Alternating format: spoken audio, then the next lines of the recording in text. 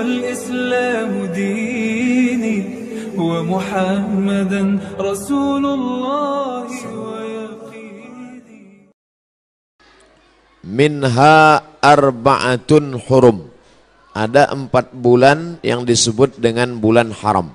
Yang pertama Zulhijjah, yang kedua Zulqa'dah, Zulhijjah, Muharram, dan Rajab. Salasun mutawaliyatun. Ada 3 bulan yang berurut-urut. Ada 3 bulan yang tak terpisah. Itulah dia Zulqa'dah, Zulhijjah, dan insya Allah tak lama lagi kita akan masuk ke bulan Muharram.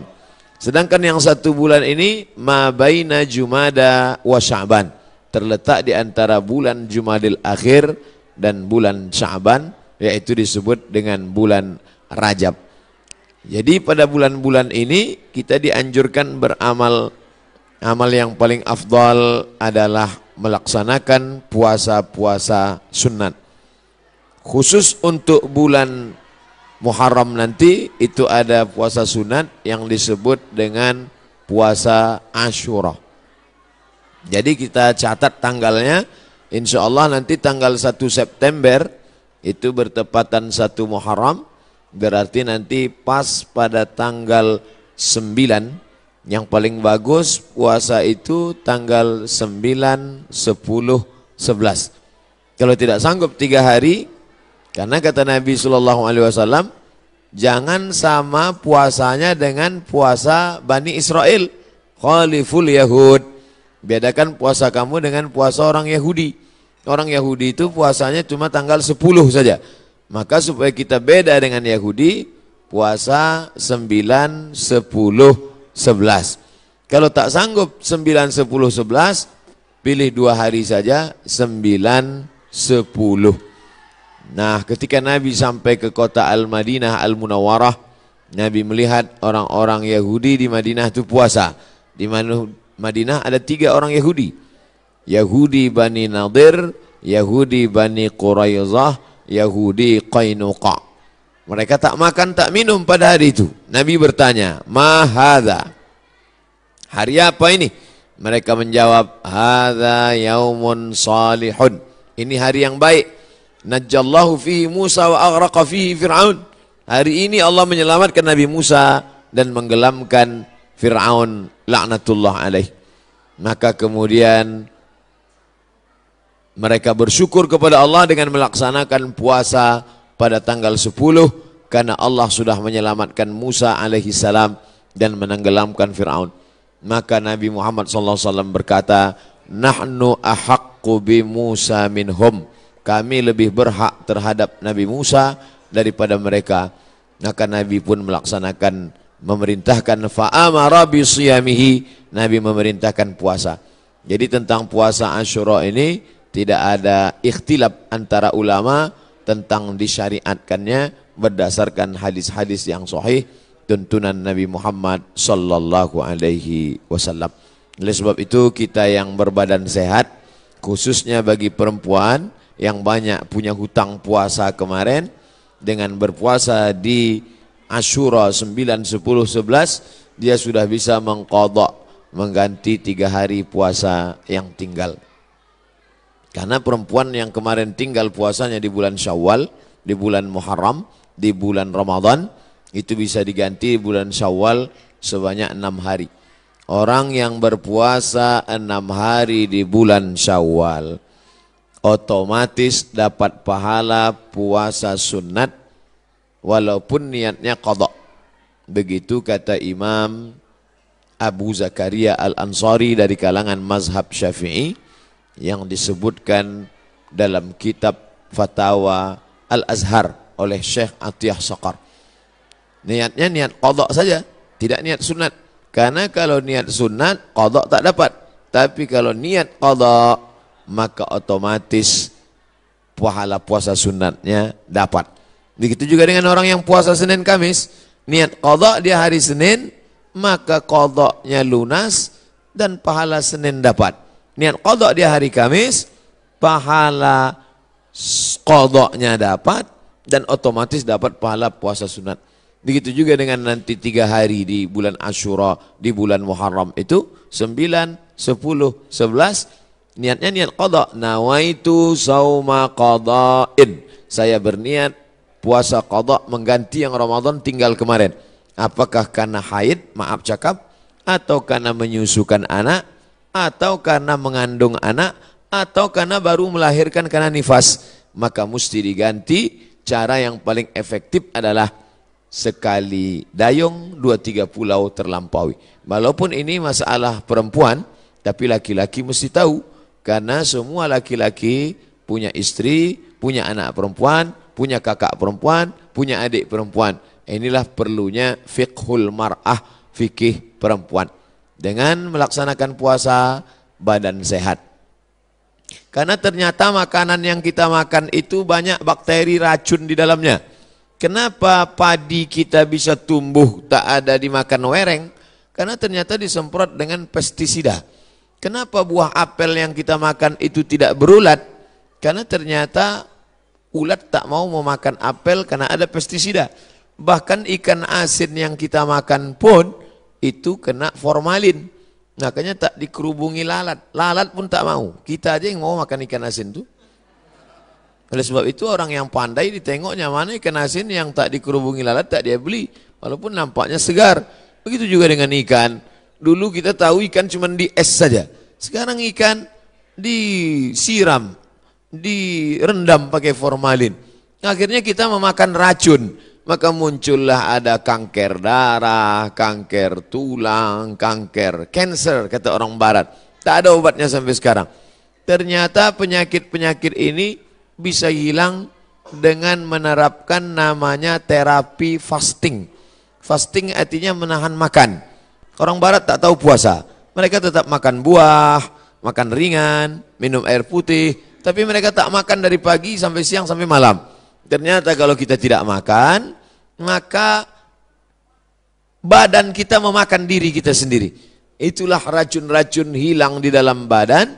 Kalau orang menerapkan terapi fasting tak makan ini selama 8 hari dalam sebulan. Subhanallah, Masya Allah. Ini belum lahir Nabi, belum lahir lagi orang yang menemukan penyakit ini sudah diajarkan oleh Nabi Muhammad SAW. 8 hari tak makan dalam sebulan, Senin Kamis, Senin Kamis, Senin Kamis, dan Senin Kamis. Maka siapa yang melaksanakan puasa Senin Kamis, tapi yang lebih bagus lagi adalah lebih banyak daripada Senin Kamis. Karena kalau Senin Kamis cuma 8 saja, tapi yang lebih banyak daripada itu adalah 15 hari. Ahabbus saum ilallah saumi Daud. Puasa yang paling disukai Allah adalah puasa Nabi Daud alaihi salam. Yasumu yauman, puasa hari ini, makan besok. Puasa hari ini, makan besok. Adapun saya menyampaikan tentang puasa ini karena kebetulan kita di hari baik, bulan baik. Bukan berarti saya sedang puasa, tidak. Jadi jangan nanti ketika diajak makan, Ustadz tuh cuma pandai ceramah aja itu. Buktinya dia makan juga. Ini pun ceramah ini tak terlalu lama. Karena tadi saya dapat kabar cepat sikit, kepiting ini udah mau lari gitu. Bapak Ibu yang dimuliakan Allah Subhanahu wa taala, oleh sebab itu nampaknya di masa akan datang tak bisa lagi kita ceramah dalam masjid, mesti dibuatkan pentas karena jamaah mengamuk-ngamuk. Ini kalau dipeturutkan betanggalan pintu-pintu masjid ini nanti lama-lama. Saya beberapa tablik akbar nih saya minta supaya di dalam masjid. Karena kalau di keramaian ini dibuat pentas, orang ramai, tak semuanya senang. Banyak juga yang takut nengok orang banyak. Nah, jadi saya minta ke panitia dalam masjid aja. Biar supaya tenang, lebih sejuk. Rupanya masyarakat tak bisa dibendung. Nah, inilah buktinya. Tengok, melimpah ruah. Kasihan, di masa akan datang nanti panjang umur sehat badan kita buat di stadion lapangan sepak bola. Untuk hari ini sabar-sabarkan aja dulu. Nah, jadi yang di luar menengok, tengok aja lah layar TV itu sama macam menonton TV One hari biasa. Nanti saya sampaikan, selesaikan dulu pesan-pesan ini. Setelah itu nanti saya jawab beberapa pertanyaan. Setelah itu kami pun akan langsung menuju airport. Karena saya akan berangkat pulang. Ini tausiah yang terakhir. Mudah-mudahan tausiah yang terakhir ini yang terbaik insyaallah.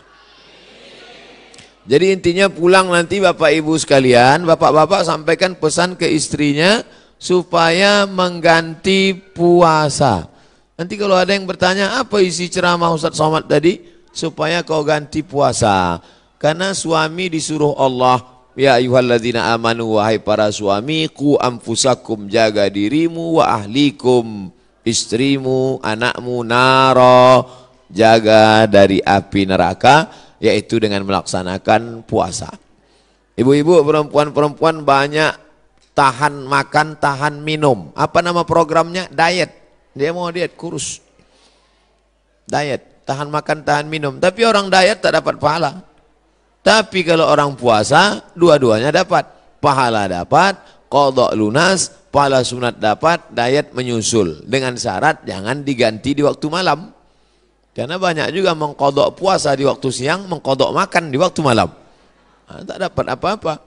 Oleh sebab itu maka badan sehat, otak sehat, orang yang sedang melaksanakan puasa menanamkan takut kepada Allah Subhanahu wa taala. Takut menganiaya orang, takut menengok yang haram, takut membicarakan aib orang. Kalau sedang puasa Asyura itu nanti mana ada orang mau membicarakan aib orang lain? Ibu-ibu yang ditelepon kawannya cerita tentang tetangga, anak si fulan, istri si fulan, tak mau dia bicara. Jangan bicarakan aib orang lain, stop.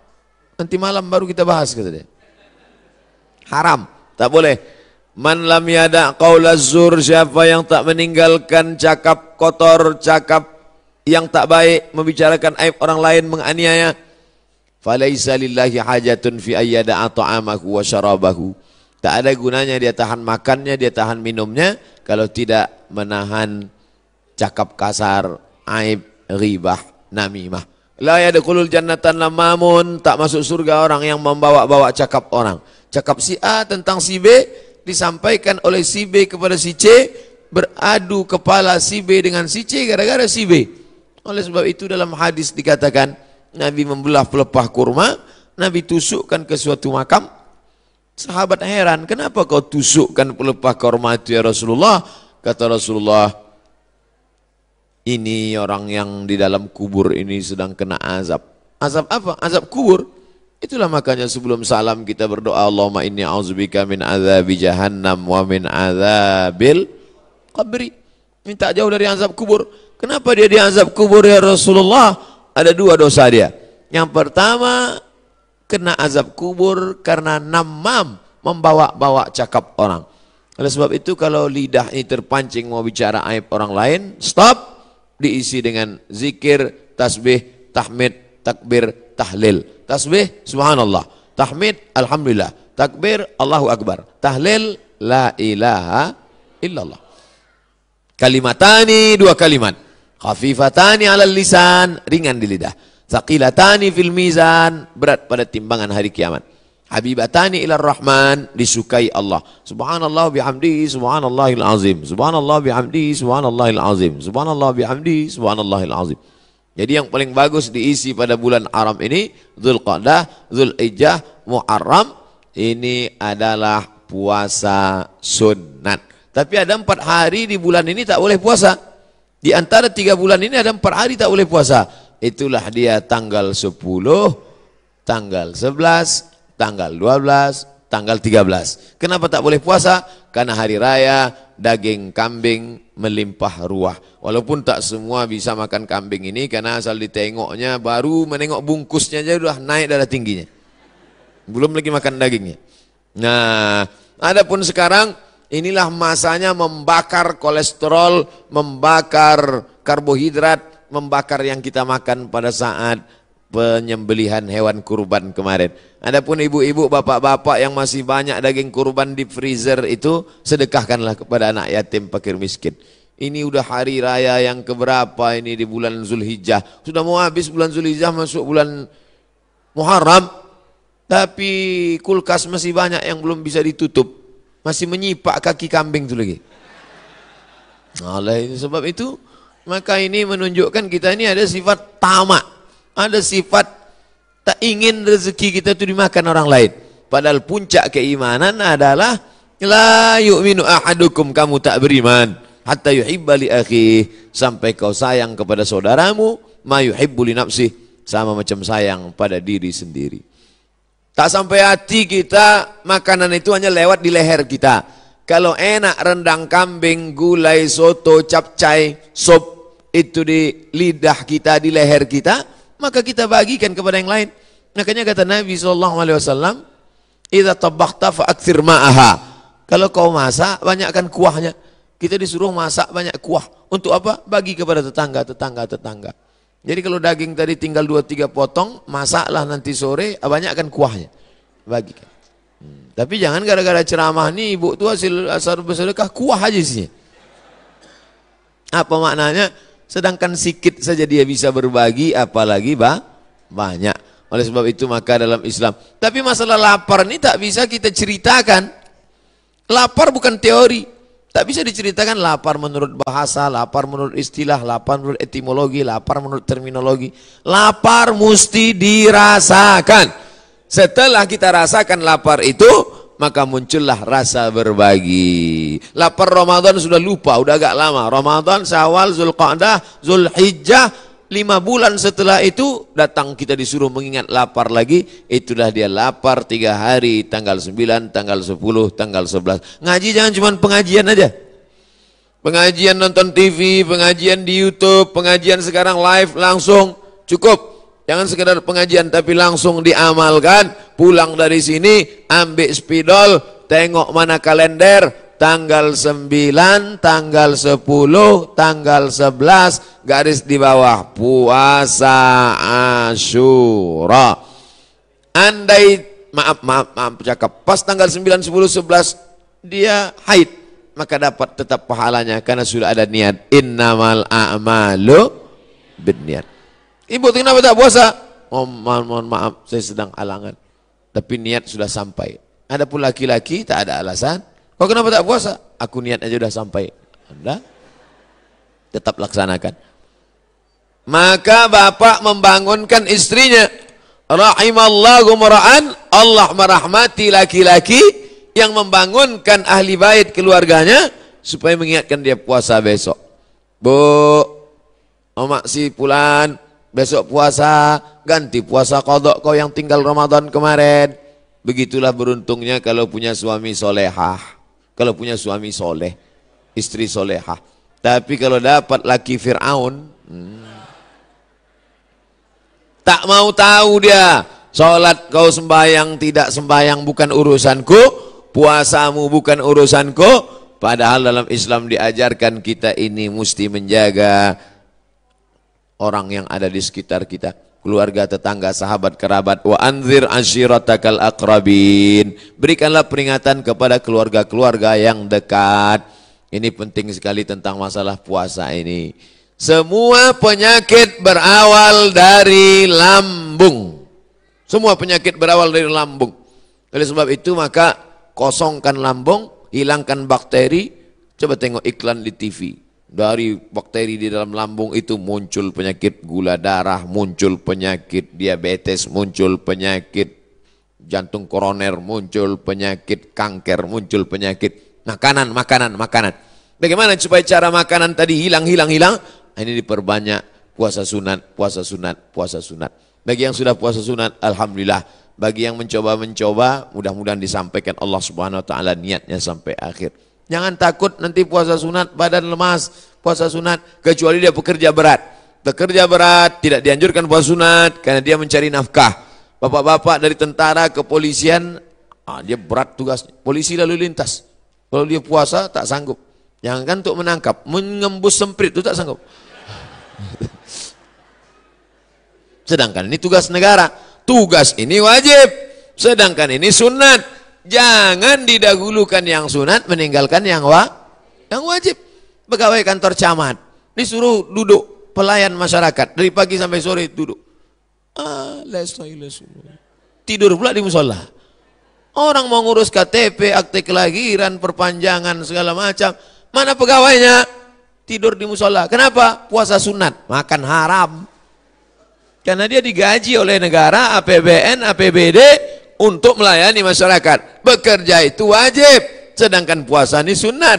ini kalau ada orang model begini, ini orangnya alim tapi jahil. Alim kok jahil? Semangat beribadahnya kuat, tapi tidak punya ilmu pengetahuan. La ilaha illallah. Tapi tengok pangkal ayatnya. Fa'lam annahu la ilaha illallah. Apa makna fa'lam? Berilmu. La ilaha illallah penting, tapi ada ilmu tentang la ilaha illallah. Siapa itu Allah? Awaluddin ma'rifatullah. Perkara pertama dalam agama ini adalah mengenal Allah. Wujud, qidam, baqa, mukhalafatul hawadis, qiyamuhu binafsi, wahdaniyah, qudrat, iradat, ilmun, ayat, sama, basar, kalam, kaji, sifat 20, mengenal Allah subhanahu wa ta'ala. Akidah pokok pangkal yang pertama.